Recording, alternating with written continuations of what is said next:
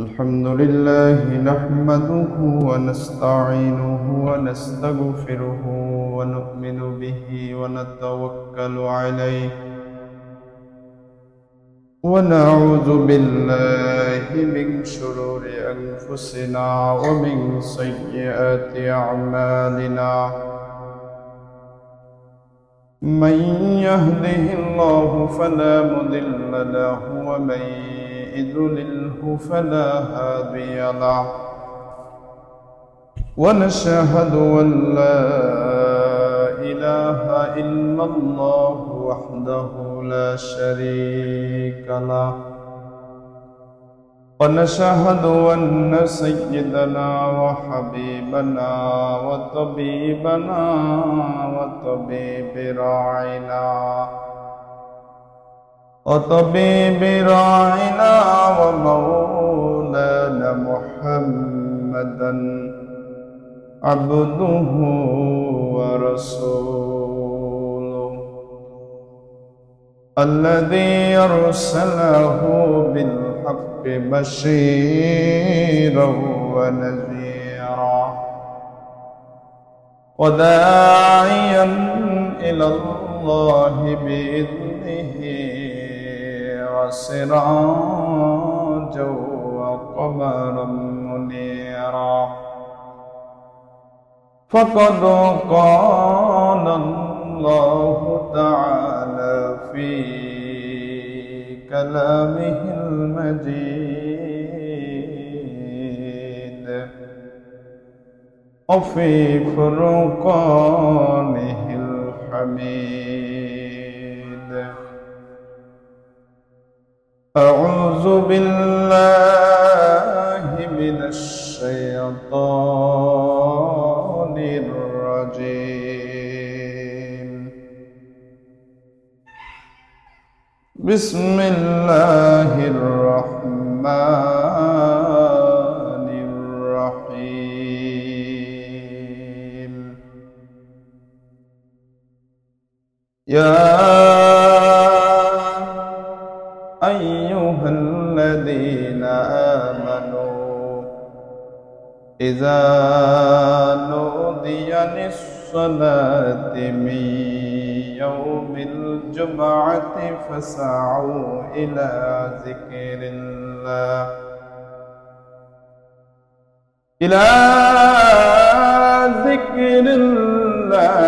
وذروا البيع ذلكم خير لكم إن كنتم تعلمون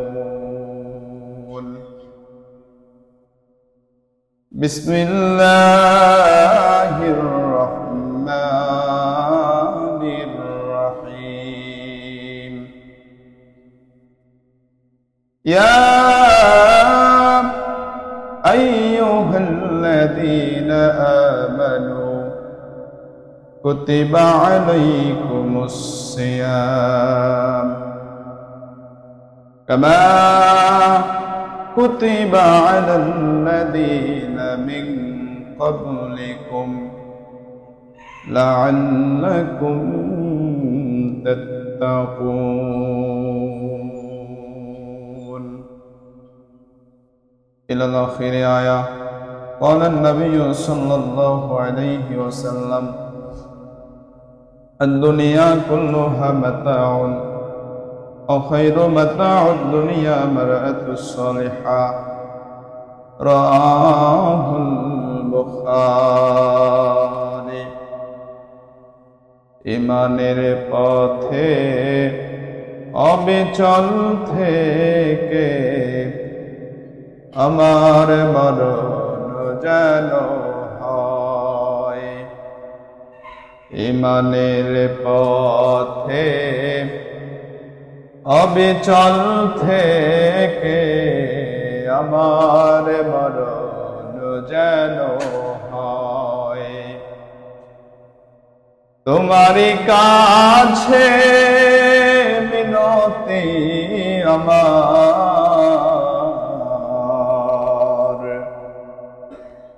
তোমারই কাছে মিনতি আমার ও গো রহিম দয়াময় ঈমানের পথে অবিচল থেকে আমার মরণ যেন হয়। ঈমানের পথে অবিচল থেকে আমার মরণ যেন হয়। প্রশংসা সেই মহান আল্লাহ তাবারক ওয়া তাআলার জন্য, যে আল্লাহ পাক এই বিশাল একটা গ্রাম থেকে অসংখ্য অগণিত মানুষগুলো থেকে যাচাই বাছাই করে মুষ্টিময় কয়েকজনকে জুমার মহা গুরুত্বপূর্ণ দিনে পবিত্র ঘর মসজিদে আসার ও বসার সুযোগ সৌভাগ্য দান করলেন। আমরা সকলে সেই মহান রবের দরবারে লাখ কোটি শুকর আদায় করি আলহামদুলিল্লাহ।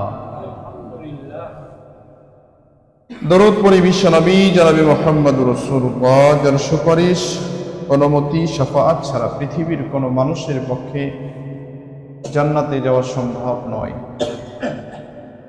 সেই নবী ও রাসূলের প্রতি ভক্তি, শ্রদ্ধা ও সম্মানের সাথে দরুদ জ্ঞাপন করি সাল্লাল্লাহু আলাইহি ওয়াসাল্লাম। সম্মানিত উপস্থিতি, পবিত্র কালামে পাক থেকে দুইটি আয়াত তেলাওয়াত করেছি। প্রথমটি জুমার গুরুত্ব। জুমার দিন এটা মুসলমানদের জন্য কত বড় একটা নিয়ামত, এবং আল্লাহ পাক এই জুমার দিনের ব্যাপারে কি বলেছেন সেই সম্পর্কে কিছু কথা এই আয়াতের মধ্যে আল্লাহ পাক দিয়েছেন। আরেকটা আয়াতে কারিমা পাঠ করেছি যেখানে আমাদের ঠিক দোরগোড়ায় আলিঙ্গন করছি। মুসলমানদের জন্য এক সৌভাগ্যময় মাস, মাগফিরাত, রহমত, ক্ষমার মাস, মাহে রমজান। এই রমজানে আমাদের কি করণীয় এই সম্পর্কে কিছু কথা বলার নিয়ত করেছি। আল্লাহ পাক যদি সুযোগ করে দেন,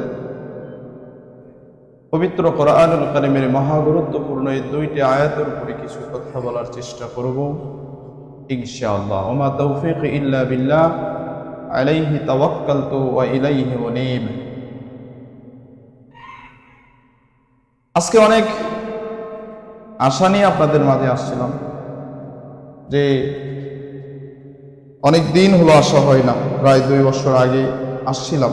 অনেকে হয়তো আমাকে চিনতে পারছেন, আবার অনেকেই চিনতে পারেন না। যাই হোক, যেহেতু আলোচনার সময় আমি আলোচনা করতে চাই জুমার দিন।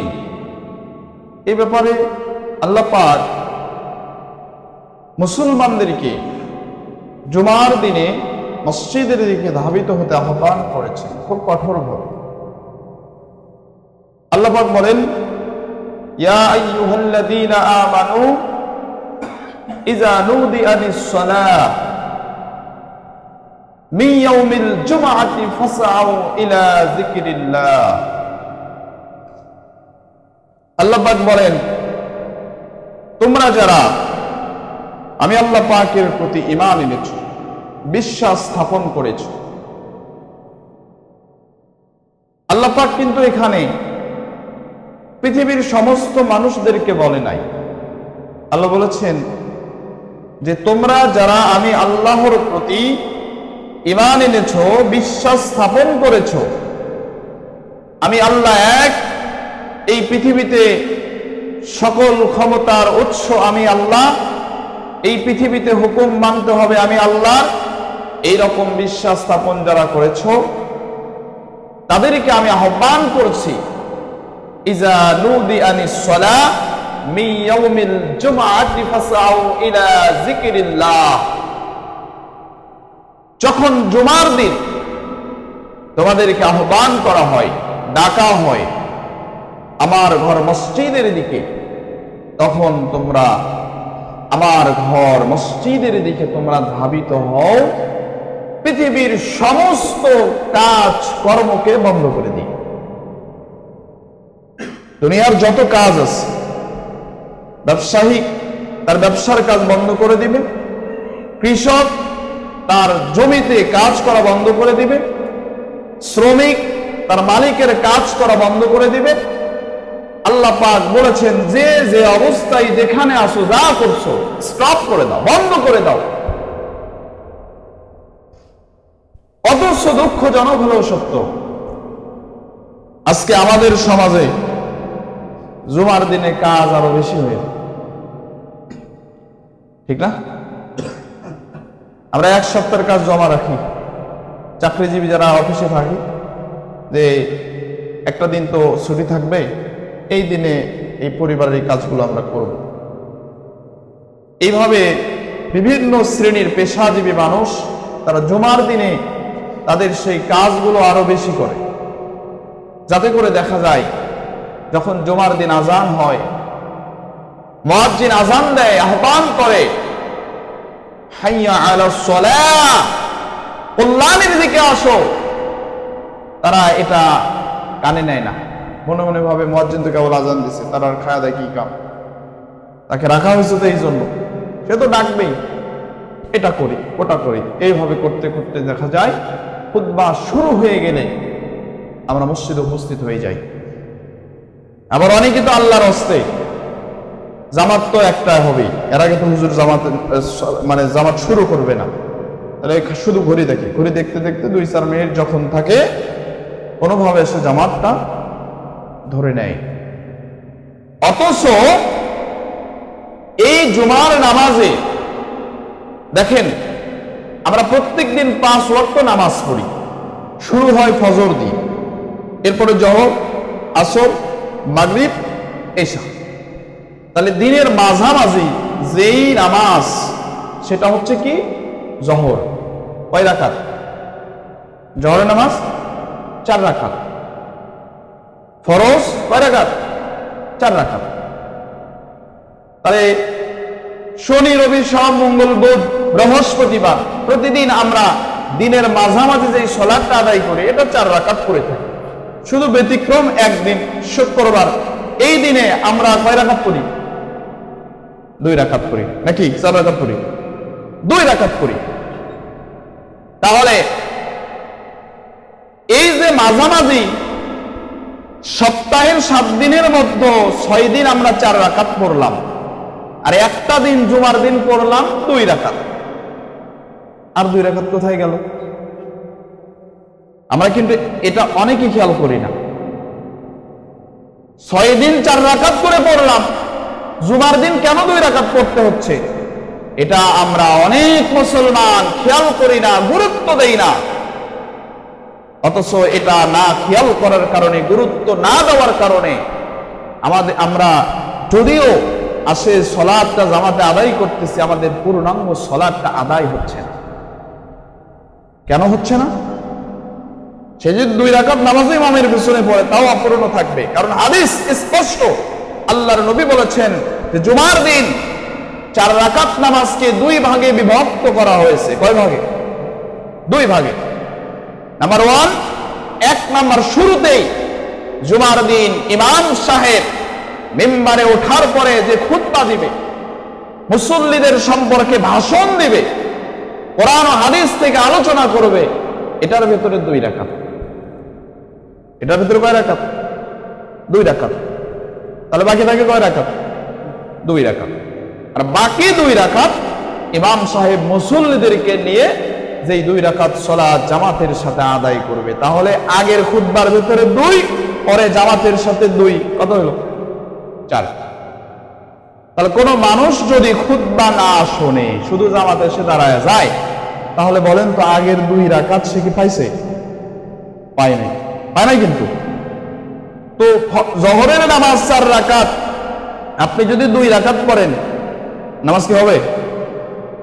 আসরের নামাজ 4 রাকাত, 2 রাকাত পড়ছেন, আল্লাহর হুকুম 4 রাকাত পড়া, আপনি পড়ছেন কয় রাকাত? 2 রাকাত। নামাজ তো হবে না। অনুরূপ ভাবে কেউ যদি জুমার দিনেও এইভাবে শুধু জামাতের সাথে এসে ইমামের সাথে 2 রাকাত নামাজ পড়ে খুতবা না শোনে, তাহলে তার এই নামাজ অপূর্ণ থেকে যাবে, পূর্ণাঙ্গ নামাজ তার আদায় হবে।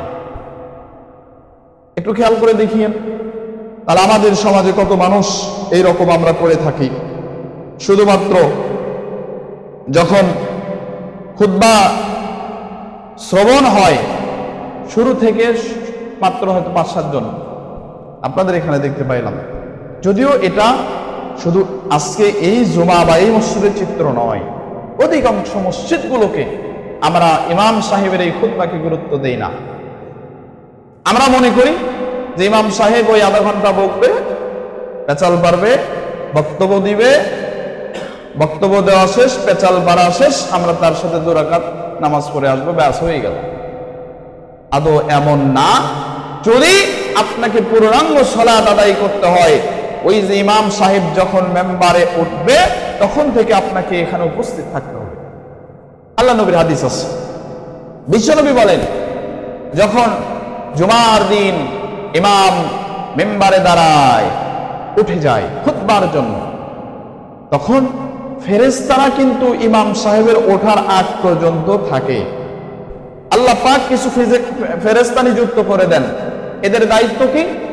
ইমাম সাহেবের খুতবা শ্রবণের আগে, অর্থাৎ জুমা যে শুরু হবে এই ওয়াক্ত থেকে শুরু করে প্রথম যে মসজিদের মধ্যে প্রবেশ করে, হাদিস শরীফে স্পষ্ট বর্ণনা হয়েছে, আল্লাহ পাক তার আমলনামায় একটা উট কুরবানির সওয়াব দিয়ে দেয়। বলেন সুবহানাল্লাহ।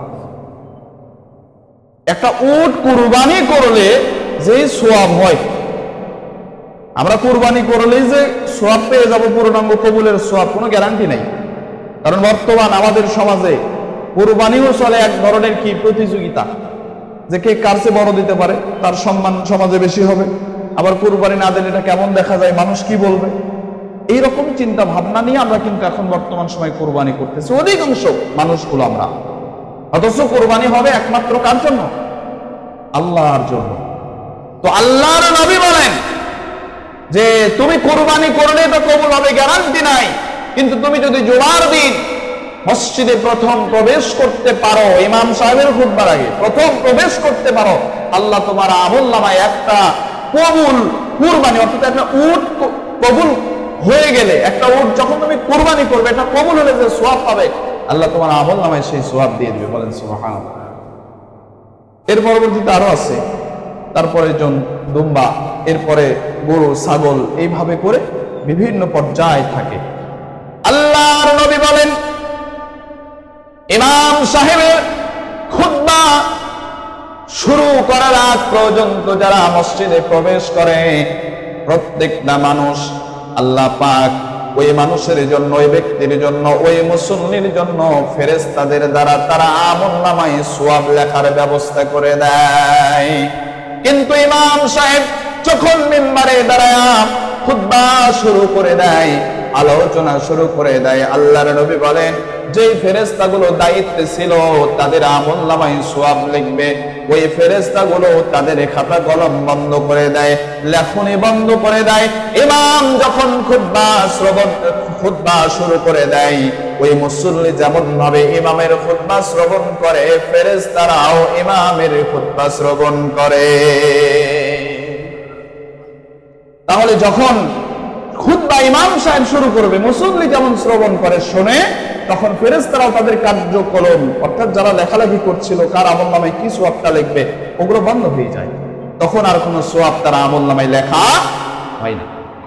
তাহলে এই জন্য আমাদের কি করতে হবে? এই জুমার দিনে অন্তত কাজ কর্ম ব্যস্ততা এটা থাকবেই। যতদিন বেঁচে আছেন ভাবছেন কমবে, কমবে না, এটা বাড়বে, এটা কমা নাই। মনে মনে ভাবছিলেন ওই ছোট্টবেলায় যে আস্তে আস্তে যখন বড় হয়ে যাব একটু কাজ কমে যাবে, এখন দেখেন বয়স যত যাচ্ছে আপনার ব্যস্ততা তত বাড়ছে। এটা থাকবে কতদিন? যতদিন আপনার এই দেহে প্রাণ আছে, নিঃশ্বাস যতদিন আছে, আপনার ব্যস্ততাও ততদিন আছে।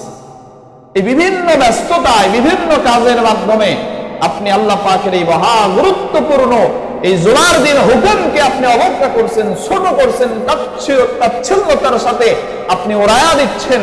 অথচ এই জুমার দিন আল্লাহর নবী বলেছেন যে জুমার দিন হচ্ছে গরিবদের জন্য হজের দিন। কিসের দিন? হজের দিন।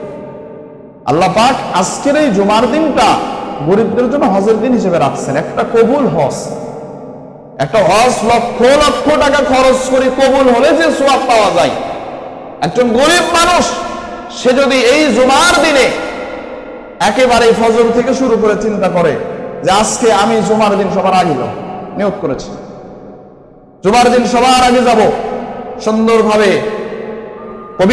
পবিত্র হয়েছে, গোসল করেছে, এরপরে তার ঘরে থাকা সবচাইতে ভালো পোশাকটা, পরিষ্কার পোশাকটা সে পরে মসজিদের দিকে আগে এসে কাউকে কষ্ট না দিয়ে বসে পড়ে এবং মনোযোগের সাথে আমলের নিয়তে ওই ব্যক্তি যদি ইমাম সাহেবের খুতবা শুনে এবং 2 রাকাত সালাত পড়ে আবারও কাউকে কষ্ট না দিয়ে ও যখন মসজিদ থেকে বের হয়ে যায়, আল্লাহর নবী বলেছেন আল্লাহ পাক ওর আমলনামায় একটা কবুল হজের সওয়াব দিয়ে দেয়। জোরে বলেন সুবহানাল্লাহ।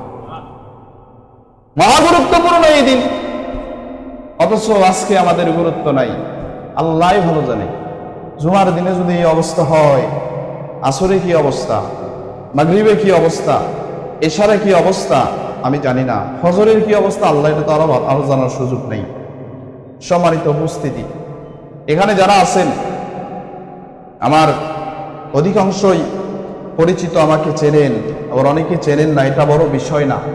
এটা আমার নানার এলাকা, মামাদের এলাকা, সেই টান থেকে আমি আপনাদের মাঝে আসছি।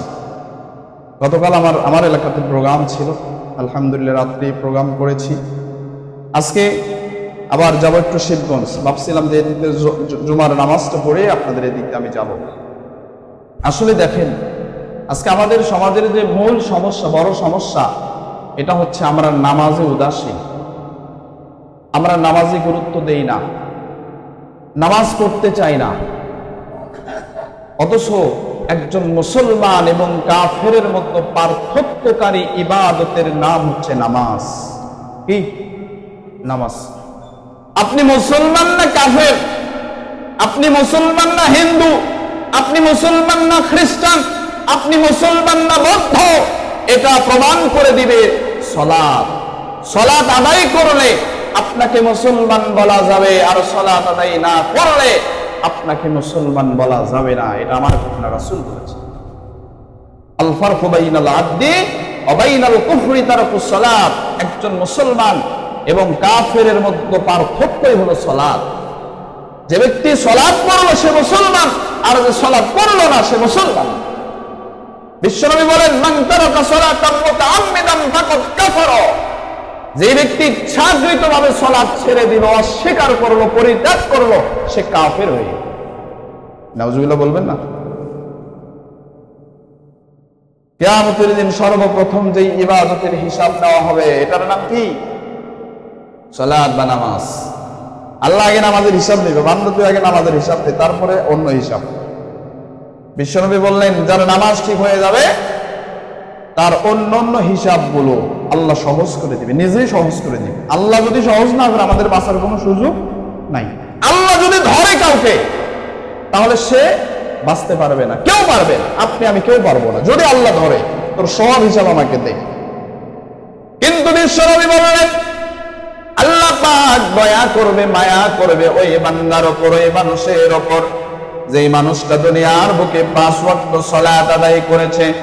বিশ্বনবী বলেন কিয়ামতের দিন আল্লাহ পাক ঘোষণা করবে বান্দারে, ও বান্দারে তোমরা আজকে নামাজ পড়ো। দুনিয়ার বুকে যারা নামাজ পড়েছো, আমার রাসূল বললেন এই দুনিয়ার বুকে যারা কষ্ট করে হাজারো ব্যস্ততার মাঝেও 5 ওয়াক্ত সালাত আদায় করেছে, ওই মানুষগুলো সেদিন নামাজ আদায় করবে, অর্থাৎ সালাত করবে। আল্লাহর হাবিব বললেন এর যখন সালাত হয়ে যাবে, আল্লাহ পাক অন্যান্য আমলগুলো আর দেখবে না, সরাসরি ওকে জান্নাতের ভিতরে প্রবেশ করা দেবে। কিন্তু যারা দুনিয়ার বুকে নামাজ পড়ে নাই, নামাজের সময় আসলে বিভিন্ন ব্যস্ততায় নামাজকে ভুলে থাকতো, মসজিদ থেকে দূরে থাকতো, মসজিদে আসতে চাইতো না, ওই মানুষগুলো সেদিন একটু সুযোগ খুঁজবে, মনে মনে চিন্তা করবে দুনিয়ার বুকে তো নামাজ পড়ি নাই। ইমাম সাহেব অনেক বলেছে, মুয়াজ্জিন সাহেব বলেছে, এলাকার সচেতন মানুষগুলো আমাকে অনেক নামাজের কথা বলেছে, কিন্তু আমি নামাজ আদায় করি নাই, দুনিয়ায় নামাজ আদায় করি নাই, তো কি হয়েছে, আজকে যেহেতু একবার সুযোগ পেয়েছি নামাজ পড়ে আর জান্নাতে চলে যাই। মনে মনে ভাববে নামাজ মনে হয় জান্নাত, মনে হয় মামুর বাড়ি, তাই না? দুনিয়াতে নামাজ পড়ে নাই, সেই দিন মনে মনে চিন্তা করবে, আজকে তো দেখা যায় যারা নামাজ পড়ে আর জান্নাতে যায়, তো আমি একটু নামাজ পড়ে নিই। দুনিয়াতে কিন্তু নামাজ পড়েনি, ওই দিন নামাজ পড়তে চাইবে, কিন্তু তার পক্ষে সম্ভব হবে না। আল্লাহ নবী বললেন নামাজে দাঁড়ায় যাবে নামাজ পড়ার জন্য, যখন রুকুতে যাবে, রুকু করতে যাবে, তখন সে সামনের দিকে না ঝুঁকে পেছন দিকে ঝুঁকে জাহান্নামের ভেতরে নিক্ষিপ্ত হবে। বলেন না? তো সেই দিন আমরা নামাজ পড়তে যাবো, যেই দিন নামাজ পড়ার কোনো সুযোগ থাকবে না। সম্মানিত উপস্থিতি, আল্লাহর নবী, সাহাবায়ে কেরাম, তাবে তাবিন, সালফে সালিহিন, আইন মাইন, মুস্তাহিদিন যারা ছিলেন, কোন ব্যক্তি, কোন সাহাবী তারা কখনোই নামাজকে অবজ্ঞা করেননি, কখনোই এখন না তখন, আজকে নয় কাল, এইভাবে না। আল্লাহ পাক বললেন আমি তোমাদের জন্য নামাজকে ফরজ করে দিয়েছি, ইন্নাস সালাতা কানাত আলাল মুমিনিনা কিতাবাম মাওকুতা। বিশ্বনবী বললেন আমি তোমাদের জন্য এই নামাজকে ফরজ করে দিয়েছি, শুধু ফরজ না, আল্লাহ পাক বললেন ইন্নাস সালাতা, নিশ্চয়, কানাত আলাল মুমিনিনা কিতাবাম মাওকুতা, শুধু নামাজ তো ফরজ না, নির্দিষ্ট সময়ে নামাজ আদায় করতে হবে, এটাও ফরজ। অথচ আমরা অনেকেই এই নামাজ গুরুত্ব দিতে চাই না, উদাসীন। আল্লাহ বলেন দুর্ভোগ তো তাদের, দুর্ভোগ তাদের, হতভাগা তারা, ফাওয়াইলুল লিল মুসাল্লিন, যারা তাদের নামাজে উদাসীন, আল্লাযীনা হুম আন সালাতিহিম সাহুন। আল্লাহ বলেছেন ওদের জন্যই দুর্ভোগ, যারা তাদের নামাজে উদাসীন, এখন না তখন, আজ নয় কাল, কাল নয় পরশু, এইভাবে করে তারা কি নামাজে উদাসীন। আল্লাহ বলেন এরা জাহান্নামী। এরা কোথায় যাবে? জাহান্নামে যাবে। কিয়ামতের দিন জাহান্নামীদেরকেও প্রশ্ন করা হবে যে আজকে তোমরা জাহান্নামে কেন আসছো, কেন আসছো?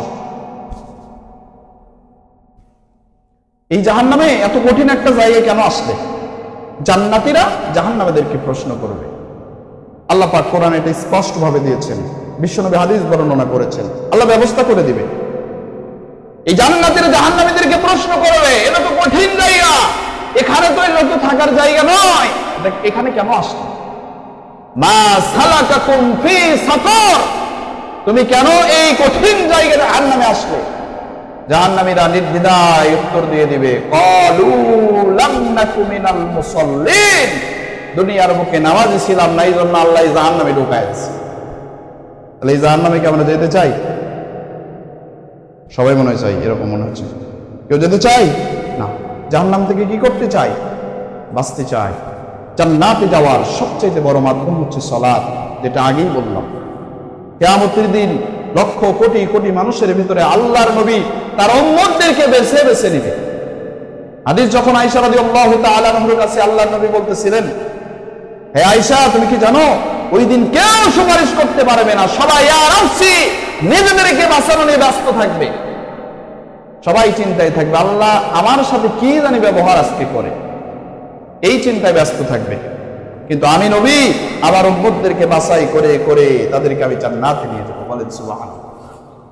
তো আয়েশা রাদিয়াল্লাহু তাআলা আনহা বললেন, বিশাল ঘটনা, সময় তো কম। বিশ্বনবী বললেন, যখন এইভাবে আয়েশা রাদিয়াল্লাহু তাআলা আনহা বললেন, ইয়া রাসূলুল্লাহ, ইয়া হাবিবাল্লাহ, কিয়ামতের দিন লক্ষ কোটি কোটি মানুষ, পৃথিবীর সমস্ত মানুষ সেদিন এক জায়গায়, মিলিয়ন বিলিয়ন ট্রিলিয়ন মানুষ থাকবে সেদিন। তো আয়েশা রাদিয়াল্লাহু তাআলা আনহা বললেন, আপনি কিভাবে আপনার উম্মতকে বাছাই করবেন? কেমনে বুঝবেন যে ও আপনার উম্মত? বাঁচবেন কিভাবে, চিনবেন কিভাবে?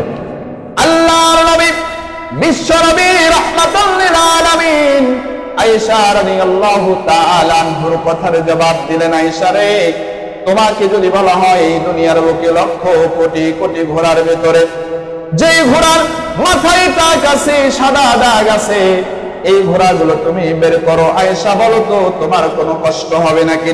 আয়েশা বলেন, ইয়া রাসূলুল্লাহ, লক্ষ কোটি কোটি ঘোড়ার ভেতরে যদি বলা হয় যে ঘোড়ার মাথায় সাদা দাগ আছে বাছাই করতে কোনো কষ্ট হবে না, বাছাই করা যাবে।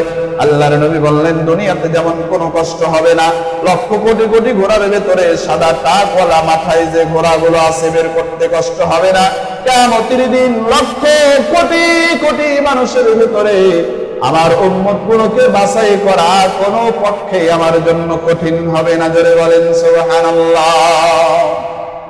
আয়েশা রাদিয়াল্লাহু তাআলা আনহা বলেন, ইয়া রাসূলুল্লাহ, এটা কিভাবে কেমনে কষ্ট হবে না একটু বোঝান।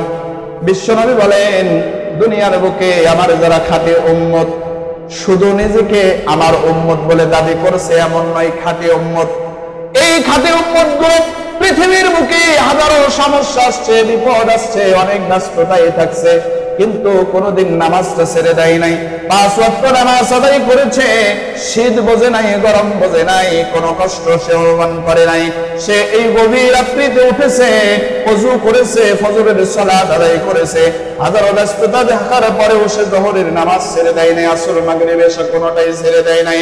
আয়েশার এই সকল নামাজিগুলো আমার খাঁটি উম্মত গুলো যে ওযু করেছে, এই ওযুর প্রত্যঙ্গগুলো দিয়ে রুকু করেছে, সিজদা করেছে, এই অঙ্গ প্রত্যঙ্গগুলো দিয়ে কিয়ামতের দিন লক্ষ কোটি কোটি মানুষের ভিতর থেকে তাদের চেহারা মোবারক থেকে নূর চমকাতে থাকবে। আর আমি নবী এই নূর দেখে দেখে আমার উম্মতগুলোকে যাচাই বাছাই করে জান্নাতের মধ্যে নিয়ে যাব। জোরে জোরে বলেন সুবহানাল্লাহ। তাহলে সেই সালাত আদায় করা দরকার আছে না নাই? আল্লাহ আমাদেরকে সঠিক বুঝ দান করুক, বলেন আমিন। আবার বলে আমিন। যেহেতু আমাদের জামাত কয়টা? একটা না? একটাই জামাত, একটা 15। আচ্ছা ঠিক আছে, যেহেতু একটা 15, আমি আজকে সালাত নিয়ে আর বেশি কিছু বলতে চাচ্ছি না। আমার অনুরোধ থাকবে, রিকোয়েস্ট থাকবে আপনাদের প্রতি, জীবনে যা করেন অন্তত সালাতটা ছেড়ে দিয়েন না, নামাজ ছেড়ে দিয়েন না। কারণ আপনি অনেক কিছু করতেছেন, এর মাঝে নামাজটা পড়ে আল্লাহ আপনাকে এই নামাজের মাধ্যমে একটা সময় কোনদিন পৃথিবীর সমস্ত অপরাধ থেকে আপনাকে বাঁচায় দেবে। বলেন সুবহানাল্লাহ। হেদায়েত দেওয়ার মালিক কে? হেদায়েত দেওয়ার মালিক হচ্ছে আল্লাহ। তবে আপনি আজকেই নামাজ শুরু করলেন, কালকে হিদায়াত পাওয়া যাবে না এমন না। আল্লাহ যদি আপনাকে হিদায়াত না দেয়, আপনি যত চেষ্টা করেন আপনার কপালে হিদায়াত আসবে না, যত চান আপনি হিদায়াত আসবে না। তবে হিদায়াত পাওয়ার জন্য সবচেয়ে বড় মাধ্যম হচ্ছে সালাত। সবচেয়ে বড় মাধ্যম কি? সালাত। আল্লাহ পাক কোরআনে বলেছেন, উতলু মা উহিয়া ইলাইকা মিনাল কিতাব, সূরা আনকাবুতের 45 নম্বর আয়াত। আল্লাহ বলেন, উতলু মা উহিয়া ইলাইকা মিনাল কিতাব ওয়া আকিমিস সালাহ। হে নবী, আমি আপনার প্রতি যে ওহী, যেই কিতাব, যেই গ্রন্থ নাযিল করেছি, আপনি এই কিতাব থেকে পাঠ করুন, ওয়া আকিমিস সালাহ, এবং সালাত আদায় করুন। লাভ হবে কি? ইন্নাস সালাতা তানহা আনিল ফাহশাই ওয়াল মুনকার, নিশ্চয় এই সালাত বা নামাজ আপনাকে দুনিয়ার সমস্ত অন্যায়, অপরাধ, গুনাহের কাজ, পাপের কাজ থেকে বাঁচায় দিবে।